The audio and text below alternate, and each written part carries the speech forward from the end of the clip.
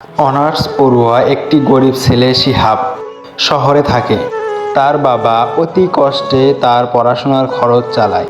তার বাবার কষ্টের কারণে ছেলেটি একটি টিউশনি শুরু করে। টিউশনি ধরার পর ছেলেটি তার বাবাকে ফোন করে বলে, বাবা, আমি টিউশনি পেয়ে গেছি, তোমার আর আমাকে টাকা দিতে হবে না। এটি শুনে তার বাবা অনেক খুশি হয়। তাই তার বাবা ছেলের জন্য যে টাকা রেখেছিল ওই টাকা দিয়ে একটা ছাগল কিনে।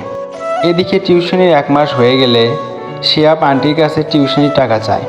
আন্টি শিহাবকে বলে, তুমি এই মাসটা চালিয়ে নাও, আমি পরের মাসে তোমাকে 2 মাসের বেতন একবারে দিয়ে দিব। সে ভাবলো 2 মাসের টাকা একবারে দিলে ভালোই হবে, তা দিয়ে আমার ফর্ম ফিল আপ হয়ে যাবে। সুতরাং ফর্ম ফিল আপের জন্য যে টাকা জমিয়েছিলাম সেখান থেকে খরচ করলেও সমস্যা নেই। তাই শিহাব তার ফর্ম ফিল আপের জন্য যে টাকা জমিয়েছিল সেখান থেকে খরচ করা শুরু করলো। অতঃপর পরের মাস চলে আসলো এবং এদিকে শিহাবের ফর্ম ফিল আপের সময়ও ঘনিয়ে আসলো। তাই সে আন্টিকে বলল, আন্টি, আগামী 5 তারিখের মধ্যে আমার ফর্ম ফিল আপ করতে হবে। আপনি যদি বেতনটা দিয়ে দিতেন তাহলে আমি ফর্ম ফিল আপ করতাম।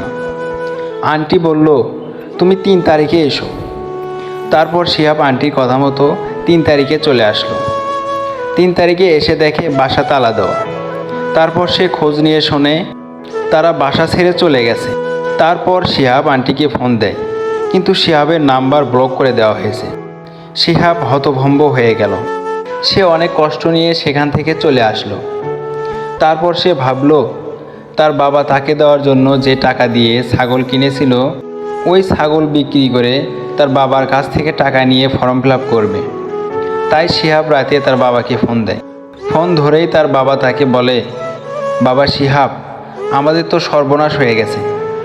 শিহাব বলে, কি হয়েছে বাবা? তার বাবা বলে, আমাদের যে ছাগলটা ছিল ওইটা আজ বিকেলে মারা গেছে।